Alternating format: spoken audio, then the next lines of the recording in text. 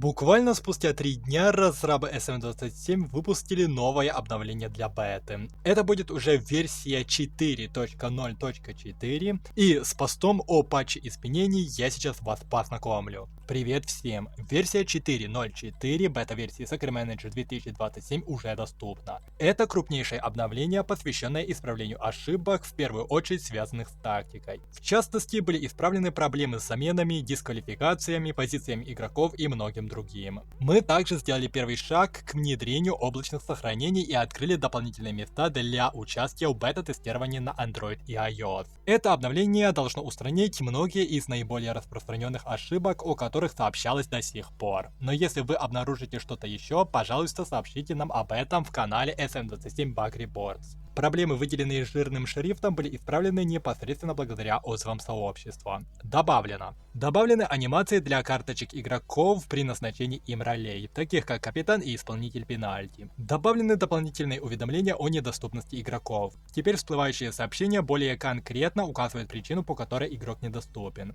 Впервые введены облачные сохранения. Изменено. Карточки игроков на экране тактики, которым назначены роли капитан, исполнитель пенальти и т.д. теперь подсвечивается при просмотре вкладки с ролями команды. Дисквалификационные игроки теперь явно отображаются в составе. Исправлено. Теперь можно менять игроков местами после того, как уже было выполнено максимальное количество замен. Исправлена ошибка, из-за которой игроки отображались как находящиеся не на своей позиции, даже если фактически находились на позиции, которую они умеют занимать. Теперь нельзя перетаскивать запасных игроков в пустые слоты. Капитаны больше не будут находиться на скамейке запасных, они всегда будут на поле. Исправлена проблема, из-за которой перемещение игроков при наличии очень большого состава могло привести к исчезновению некоторых карточек. Исправлены некоторые проблемы с освобожденными игроками, которые продолжали отображаться на экране тактики, а также связанные с ними ошибки. Стрелки, обозначающие атакующий оборонительный стиль, теперь отображаются корректно. Элемент интерфейса для выполнения замен теперь корректно отображается после окончательного подтверждения замены. Теперь нельзя заменить игрока, получившего красную карточку. Теперь можно заменить игрока, который сам вышел на поле в качестве замены, если вместо него выходит игрок, который еще не принимал участие в матче.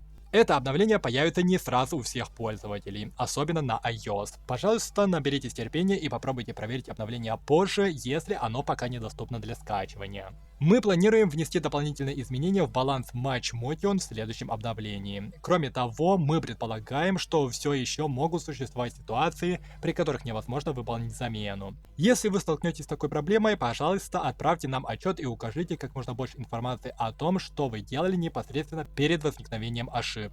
Присоединяйтесь к бета-тестированию на iOS, присоединяйтесь к бета-тестированию на Android. В конце указаны, если что, ссылки на бета-тестирование. Я не знаю, почему в комментариях часто появляются сообщения, где скачать бету, если я об этом в самом видео всегда говорю. Как вы смотрите видео, я, если честно, вообще не понимаю. Но в итоге, что могу сказать об этом обновлении? Все довольно-таки очевидно, было много проблем. Я даже многие из них заметил сходу, как только впервые скачал SM27 и запустил первый матч. Ну и в итоге какие-то из этих проблем они исправили, но все так же в игре фактически ничего нового нет. И учитывая дорожную карту изменений, которые они представили под этим постом, скорее всего ничего нового больше и не планируется. Это, как по мне, довольно-таки странно. Они сейчас фактически разгребают те проблемы, которые возникли как раз таки из-за изменений интерфейса тактики. Хотя я все равно не до конца согласен, то что вообще нужно было так изменять этот самый интерфейс тактики. Просто будем надеяться на то, что разработчики до релиза доведут игру до ума, ну а больше, наверное, и рассчитывать не на что, учитывая в каком сейчас состоянии SM27 и как разработчики интегрируют в игру что-то новое. Ну а как вам это обновление? Уже попробовали его? И с какими еще проблемами вы сталкивались, о которых разработчики до сих пор ничего не сообщали? Пишите свое мнение, в общем-то, в комментариях. Ну и надеюсь, что это видео было для вас полезным. И если это так, ставьте лайки. Подписывайтесь на мой канал, если вы впервые и хотите продолжать следить за моим контентом. Нажимайте на колокольчик для уведомлений. И желаю вам успехов и надеюсь увидимся в следующих выпусках.